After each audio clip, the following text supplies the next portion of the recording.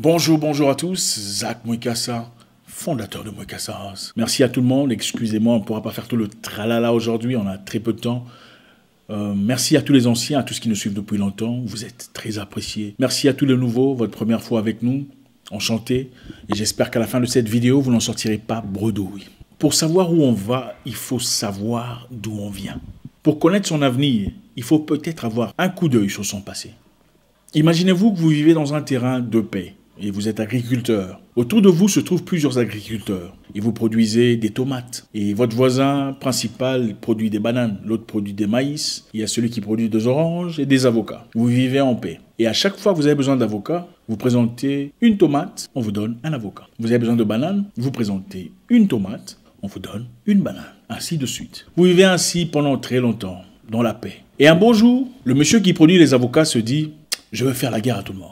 Il se lève et commence à se battre. Et comme il est fort, il vous bat tous. Il vous met à terre. Et évidemment, c'est un monsieur musclé, il est fort. Il dit, désormais les amis, c'est moi le chef.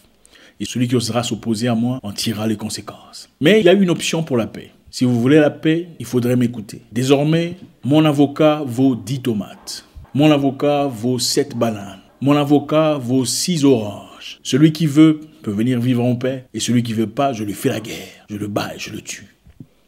Vous vous sentez obligé d'accepter, évidemment, vous n'êtes pas assez fort pour résister. Vous qui autrefois ne dépensez qu'une tomate pour avoir un avocat, désormais il faut en dépenser 10 pour un seul avocat. Et il dit à partir d'aujourd'hui, celui qui possède le plus d'avocats sera le plus riche, le plus stable. Votre vie se voit changer, n'est-ce pas?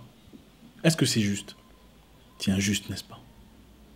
Vos enfants naissent, ils sont éduqués, vous leur apprenez comment vivre dans ce système. Vous leur dites, il vous faudra 10 tomates pour avoir un avocat. Tout le monde cherche des avocats. Mais malheureusement, les avocats ne poussent que dans un terrain bien spécifique que cette personne-là forte possède. Donc, si vous voulez construire une maison, vous aurez besoin de payer avec les avocats. Mais pour avoir les avocats, il faut produire 10 tomates ou 12 bananes. Injuste, n'est-ce pas? C'est injuste pour vous. Mais vos enfants ne le trouveront pas injuste. Ils trouveront ça tout à fait normal. Parce que c'est le système dans lequel ils sont nés. Ils ont appris que dans la vie, je suis né dans un monde où il faut avoir des avocats. Et celui qui a le plus d'avocats, c'est le plus respecté, c'est le plus riche, c'est le plus stable, c'est le plus convoité. Et ils font tout ce qu'ils peuvent toute leur vie pour avoir des avocats. Qui en réalité ne valent pas grand-chose. Pas mieux que leurs tomates ou leurs bananes. L'homme fort en a pris goût. Parce qu'évidemment, pour acheter quoi que ce soit dans la vie, il fallait présenter des avocats.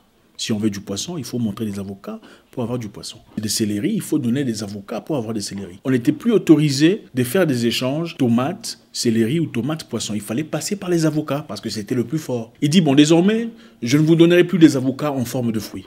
Je vous donnerai un bout de papier que je signerai et ce papier représentera un avocat. Mais à un moment donné, il réalisait qu'il pouvait faire beaucoup plus d'avantages, beaucoup plus de gains. Il dit, bon, désormais, donc pour chaque bout de papier signé par lui, il était représenté un avocat quelque part. Mais comme la terre ne pouvait produire autant d'avocats, qu'il avait besoin de plus d'avocats, il a commencé à signer beaucoup plus de papiers qu'il n'existait d'avocats. Bien qu'un avocat valait désormais 10 tomates. Ça vous inspire quelque chose? Eh bien, mes frères et sœurs, c'est exactement le système capitaliste dans lequel on vit aujourd'hui. Nous sommes nés dans un monde où nous cherchons tous de l'argent. Du papier, pour construire des maisons, pour vivre en paix, pour se sentir bien dans nos émotions. Ne sachant pas que l'argent en soi ne vaut pas grand-chose. D'où est provenu l'argent? Comment le monde faisait ses échanges avant la venue du papier? L'argent dans le temps représentait de l'or. Toute personne qui avait $1 avait aussi de l'or qui valait $1. Comme les humains ne pouvaient pas se déplacer avec de l'or, ils se déplaçaient avec un bout de papier. Parce que quand tu as $1000, l'or devient lourd. Tu ne peux pas transporter l'or partout. Il faut avoir un bout de papier pour représenter l'or qu'on a. Il y a longtemps, les humains échangeaient de l'or pour avoir des biens. Pour une personne qui cherchait du poisson, il pouvait changer de l'or pour avoir du poisson ou autre chose comme de l'argent ou du bronze ou autre outil pour se procurer ce qu'il cherchait. Et ça fonctionnait bien. Mais à un certain moment, comme les humains ne pouvaient pas se déplacer avec tout l'or possible, ça pesait, il fallait représenter l'or par un bout de papier. Et chaque bout de papier certifiait la possession d'or que la personne avait. L'or était gardé par celui qui donnait le bout de papier et le bout de papier était présenté pour faire la transaction. Au bout d'un moment, le plus fort a dit, vous n'aurez plus besoin d'or pour faire des transactions. Désormais, vous ferez usage du bout de papier que vous appelez argent aujourd'hui. Mais l'argent, c'est moi qui produis l'argent, pas vous. L'argent dans le passé, chaque dollars étaient représentés par de l'or équivalent par celui qui gardait l'or. Donc pour 100 dollars en circulation, il y avait 100 dollars d'or quelque part. Mais avec le temps, le plus fort a commencé à imprimer de l'argent au-delà de la possession d'or qu'il avait. Donc il avait peut-être 1000 dollars d'or, mais il pouvait produire 1 million de dollars en papier. C'est exactement ce que nous vivons aujourd'hui. En 1933, au mois d'avril, le président Roosevelt de ce pays-là que vous connaissez, a déclaré que sa banque, donc la banque de son pays, était désormais libre de tout lien monétaire avec l'or. Ils étaient désormais en capacité de produire autant d'argent qu'ils voulaient, sans avoir l'équivalent de l'or en banque. Vous comprenez maintenant pourquoi les autres pays directement sont tombés en faillite.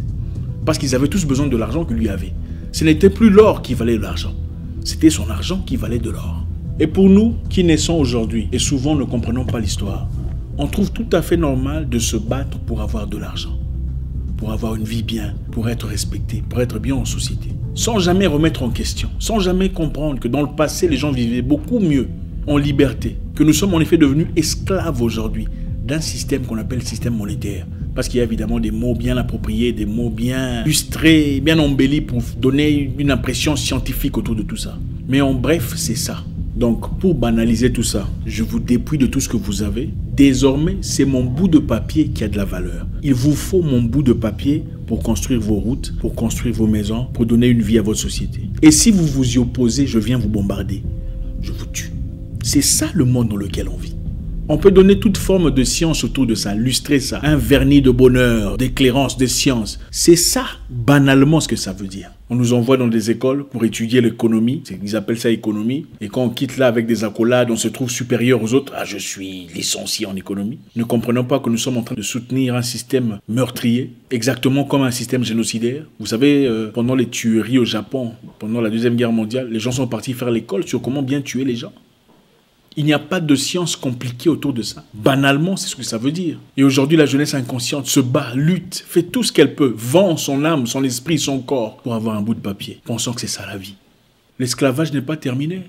On a simplement changé sa forme. Devant des sciences de motivation et de comment faire l'argent. C'est simplement ça, nous sommes esclaves. Comme celui qui irait au coton espérant avoir son bol de riz. C'est exactement ce que nous faisons. Nous travaillons, nous suons, nous bossons pour à la fin du mois avoir combien? 800 €, 1000 €. 200, 300 pour certains. Un bout de papier. Pendant qu'il y a chez nous de l'or, des citrons, des bananes, des fromages, des poissons, autrefois accessibles, nous sommes devenus esclaves. Parce que nous ne sommes pas forts. Et nous sommes cette génération, la deuxième génération qui n'a pas compris le système. Et nous trouvons tout à fait normal, comme le trouverait un enfant adopté par un couple, papa, papa, maman, maman. Pour finir, je vais vous raconter une histoire. En 1865, naquit aux États-Unis une organisation terroriste pseudo-chrétienne au nom de KKK. Il s'agissait ici de gens qui avaient pour but de terroriser ceux qui nous ressemblent, de brûler vifs, de battre, d'abattre, de blesser et de détruire toute aspiration professionnelle de ceux qui nous ressemblent, de garder sous le joug de l'esclavage. À cette époque-là, beaucoup de ceux qui nous ressemblent étaient libérés, libres de travailler, libres de vivre leur vie comme ils l'entendaient. Et dans une petite ville, Tulsa, à Oklahoma, on voyait revivre, naître une communauté de ceux qui nous ressemblent forte, une communauté libre. Et pendant la Première Guerre mondiale, ceux qui nous ressemblent sont partis représenter les États-Unis en Europe dans leur campagne de guerre. Ils ont été vaillants, braves, ils ont lutté pour ce pays qui les a terrorisés pendant longtemps. Ils sont rentrés et n'ont jamais vraiment reçu les récompenses qu'ils espéraient. À Tulsa régnait une communauté nouvelle. De ces gens-là qui nous ressemblent, qui travaillaient, bossaient, s'amélioraient. Il y avait des hôpitaux, des dispensaires, des pharmacies, des restaurants, des hôtels, des banques. C'était la Black Wall Street. Et c'est là que ceux qui nous ressemblent montraient leur capacité d'avancer, de progresser, de créer une société stable et moderne. Sans distinction, sans différence et sans difficulté. Mais avec ça, évidemment, naquit la jalousie, la méchanceté, le besoin essentiel de détruire ou de voir s'effondrer des effets qui ne pouvaient émaner d'une population aussi négligée. Comme ils étaient jaloux et complètement égarés et pauvres, beaucoup parmi ces personnes attendaient que le moment opportun pour détruire tout ce qui a été construit par ces personnes qui nous... C'était de la jalousie, la méchanceté. Ils ne pouvaient pas grandir ni progresser, en tout cas pas au-delà de ce qu'eux étaient capables de faire. Alors un beau matin, un jeune garçon, Dick Rowland, c'était un cireur, hein, vous connaissez les cireurs de chaussures. Il partait aux toilettes. Et dans cet immeuble, les toilettes se trouvaient au premier niveau. Il fallait donc monter, il fallait donc prendre l'ascenseur. Arrivé aux toilettes, à son retour, il trouva dans l'ascenseur une jeune demoiselle caucasienne. Arrivé au rez-de-chaussée, la jeune fille commença à courir, à crier « Au secours, au secours, il m'a... » Vous connaissez exactement comment ça se passe. On a poursuivi le garçon effrayé. On l'a arrêté. À son arrêt, le journal a écrit directement « On a arrêté un mec qui s'est forcé sur une fille sans procès, sans distinction, sans quoi que ce soit. » Directement. Et ceux-là se sont préparés. On a écrit « Ce soir, nous allons détruire tout ce qu'ils ont construit. » Et ils sont descendus dans les rues de la Black Wall Street. Ils ont commencé par bombarder avec des avions, une douzaine d'avions de guerre. C'était venu d'où? Douzaine d'avions de guerre? Une douzaine d'avions de guerre a bombardé la Wall Street. Les hôpitaux, les dispensaires, les pharmacies, les restaurants, les casinos, les shops, les boutiques. Tout ce qui a été construit, les immeubles, les locations étaient brûlées en feu. Et on a massacré toutes ces personnes avec des mitrailleuses. Pas arme pour personnel. Mitrailleuse, c'est une arme de guerre. Où est-ce qu'ils ont eu ça? Et la Wall Street était par terre. Après avoir tué autant de personnes. La Black Wall Street était en ruine. Un rêve, des idées construites depuis des années, 400 ans de travail. Pour une communauté brisée depuis ses profondeurs, qui ne sait qu'à se retrouver, à trouver un moyen de survivre dans une société aussi difficile. Tous leurs rêves étaient partis, envolés. Les lignes de téléphone étaient coupées, le télégramme était coupé pour empêcher toute communication avec le monde extérieur. Donc pour massacrer comme il se devait. Et curieusement, il y avait des camions qui partaient dans chaque maison avant d'être brûlés pour piller. Pour piller les chaises, piller les fauteuils, piller les lits, piller les frigos. Oui, oui. Piller les machines dans les entreprises, piller tout ce qu'il y avait à piller. Et ensuite brûler. Mais bon, aujourd'hui, on nous donne l'impression que c'est seulement un groupe de personnes qui pillent.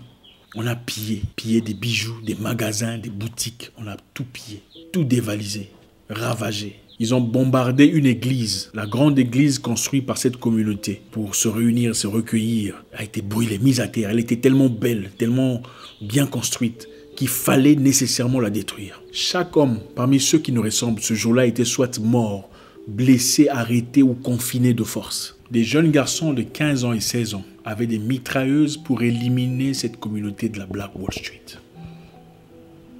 Sans remords. Après avoir tout détruit, pendant que tout le monde était détenu, emprisonné ou confiné de force, on a obligé une carte. D'accord, il fallait avoir une carte signée par un blanc pour autoriser à chaque personne de couleur de sortir ou de vaquer à quelconque occupation. Il fallait qu'un blanc signe, disons, ah d'accord, il travaille pour moi, pour qu'il sorte.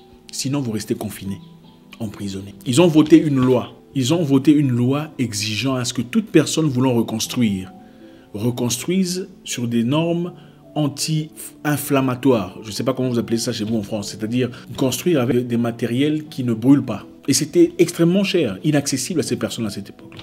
On a fait ça exprès pour garder la Wall Street par terre. Il n'y a rien de nouveau sur terre, mes frères. Je pense qu'il est important de parler du passé. Parce que beaucoup de gens vivent encore dans un monde de rêve. La mondiale. Avant de vous mondialiser, il faut vous connaître, vous personnaliser. Tu ne peux pas mondialiser le monde avant de personnaliser ta vie. D'abord, savoir ce que tu représentes. Où est-ce que tu es? Tu es arrivé là comment? Il ne suffit pas de crier oh, on ne nous aime pas. Il faut comprendre qu'est-ce qui se passe. Qu'est-ce qui s'est passé dans le passé? Qui a combattu la guerre pour toi? Sont-ils morts en vain? Lumumba, Sankara, Marcus Garvey, sont-ils partis en vain? Marcus Garvey, tu connais pas. Mais tu connais Kim Kardashian, Beyoncé, Shakira. C'est une honte, mes frères. Il n'y a rien de nouveau sur Terre, mais il faut comprendre le combat dans lequel nous sommes. Ceux qui luttent aux États-Unis aujourd'hui le font pour des causes bonnes. Mais il y a des gens qui brûlent les rues pour donner une justification de force afin que le gouvernement vienne battre. Ceux qui brûlent les rues aux États-Unis aujourd'hui ne font pas partie des communautés qui veulent le bien de notre communauté. Ils sont là pour faire voir au monde. Voilà, regardez comment. Ils ne peuvent pas lutter en paix. Ils détruisent toujours. Ils sont en effet des intrus. Ils ont été envoyés pour faire ça. Pour que l'on déclare martial law et que le gouvernement soit entre les mains du président et que le président envoie l'armée et que l'armée fasse ce qu'il a à faire. Il n'y a rien de nouveau sur Terre. Ceci s'est passé en 1921, il y a moins de 100 ans et on pense que les choses ont changé. On pense que soudainement, les gens vivent avec beaucoup de choses dans leur cœur. Ils ont peut-être eu cette opportunité, cette brèche de montrer de quoi on est capable. Tous qui ne ressemblent pas ne sont pas méchants. mais penser qu'ils sont aussi tous bons serait aussi stupide que penser son contraire. Merci infiniment. Merci encore infiniment pour ce moment d'intimité. Ça fait plaisir. Il faut se connaître, il faut se découvrir. Nous ne nous connaissons pas. On nous a fait croire que connaître le village de son père, c'est le début de la sorcellerie et de l'enfer et de la perdition éternelle. Pourquoi tu veux connaître le village de ton père ou la langue de ton père? Il faudrait par contre connaître Paris, Londres et Bruxelles. Qui vous a dit ça? J'espère vous parler encore très bientôt dans une nouvelle vidéo. Au revoir.